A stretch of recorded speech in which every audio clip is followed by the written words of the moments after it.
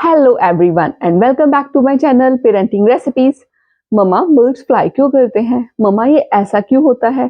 मम्मा हम इसको इस तरीके से क्यों नहीं कर सकते? मम्मा आइस कोल्ड क्यों होती है? मम्मा ये वैसा क्यों होता है? अक्सर आपने भी बच्चों से अपने घर में डेली ऐसे क्वेश्चन सुने होंगे। और जब हमारे बच्चे हमसे ऐसे क्वेश्चंस पूछते हैं तो हमारा क्या रिएक्शन होता है, हम कैसे उस टाइम पे एक्ट करते हैं? अलग अलग तरह के पेरेंट्स होते हैं। कुछ पेरेंट्स होते हैं जो बच्चे के क्वेश्चन को इग्नोर कर देते हैं, ध्यान ही नहीं देते कि इसका तो काम ही है बोलना, ये तो पूछता ही रहेगा, कोई बात नहीं, इसे पूछ लेने दो। कुछ पेरेंट्स होते हैं जो बच्चे को डांट देते हैं कि तुम हर टाइम क्यों क्यों करते रहते हो, ये ऐसा क्यों है, वैसा, ये ऐसा है तो ऐसा ही है, ज्यादा इसमें क्वेश्चन पूछने की जरूरत नहीं है। कुछ पेरेंट्स होते हैं जो बच्चे को ये बोलते हैं कि जैसा तुमसे बोला गया है उसको फॉलो करो, ज्यादा हमसे क्वेश्चन करने की जरूरत नहीं है। कुछ पेरेंट्स होते हैं जो बहुत ही डेडिकेटेडली बच्चे के उन क्वेश्चंस का आंसर देते हैं। तो आप इनमें से कौन से पेरेंट्स हैं? जब भी हमारा बच्चा हमसे कोई क्वेश्चन पूछता है तो हमें हमेशा उसका आंसर देना है। हमेशा बच्चे के वाई का आंसर हमारे पास होना चाहिए, क्योंकि अगर हम बच्चे के क्वेश्चन का आंसर नहीं देंगे, बच्चा है जैसे जैसे ग्रो कर रहा है, उसके लिए नई नई चीजें हैं, नई नई चीजें देखता है, एक्सप्लोर करता है, उसे क्यूरियोसिटी होती है जानने की, हाँ ये ऐसा क्यों हो रहा है, ये वैसे क्यों हो रहा है। तो अगर हम उसका आंसर नहीं देंगे ना, तो वो उस चीजों का आंसर या तो रिलेटिव्स के पास से ढूंढेगा, या इंटरनेट से ढूंढेगा, या फिर अपने फ्रेंड सर्कल से ढूंढेगा, कहीं ना कहीं से तो बच्चा ढूंढेगा। तो ये बेटर ऑप्शन नहीं है कि पेरेंट्स ही बच्चे का एक अच्छा गाइड बन जाए, रादर देन कि उसे कहीं और जाना पड़े अपने क्वेश्चंस का आंसर ढूंढने के लिए। इसलिए हमें ये हमेशा इस बात का ध्यान रखना, चाहे हम कितने भी बिजी हैं, चाहे बच्चा 10, 100, 50 जितने मर्जी क्वेश्चंस पूछे दिन में, लेकिन हमें उसका आंसर देना है।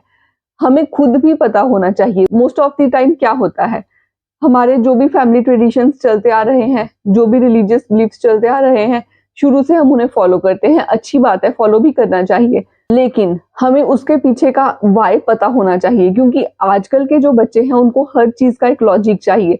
अगर आप उनको जो भी आप फॉलो करते हो उसके पीछे का लॉजिक बताओगे तो बच्चा लाइफ लॉन्ग उसको फॉलो करेगा, क्योंकि उसे पता होगा वो जो कर रहा है वो क्यों कर रहा है।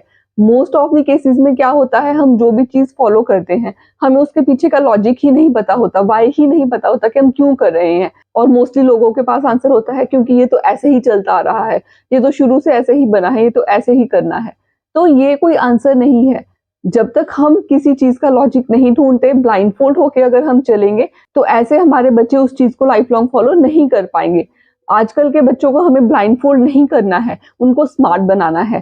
स्मार्ट बनाने के लिए उनको हर चीज का वाई पता होना बहुत ही ज्यादा जरूरी है। जैसे हमारे कुछ रिलीजियस बिलीफ्स भी हैं, तो उनमें बच्चे का विश्वास बनाएं, ताकि वो पूरी उम्र उन उन चीजों को फॉलो करे, ना कि अंधविश्वास बनाएं। जब आप अंधविश्वास बना दोगे तो बच्चा आपके सामने हो सकता है आपके डांटने पे उस चीज को मान ले, उसके बाद वो उसको नहीं फॉलो करेगा, क्योंकि वो एक अंधविश्वास होगा। तो किसी भी चीज में बच्चे का विश्वास होना बहुत जरूरी है, लेकिन अंधविश्वास नहीं होना चाहिए। इसके लिए आपको खुद को उस चीज का लॉजिक पता होना जरूरी है, और बच्चे को भी उसका लॉजिक समझाएं, उसके बाद ही उसको फॉलो करने के लिए बोलें।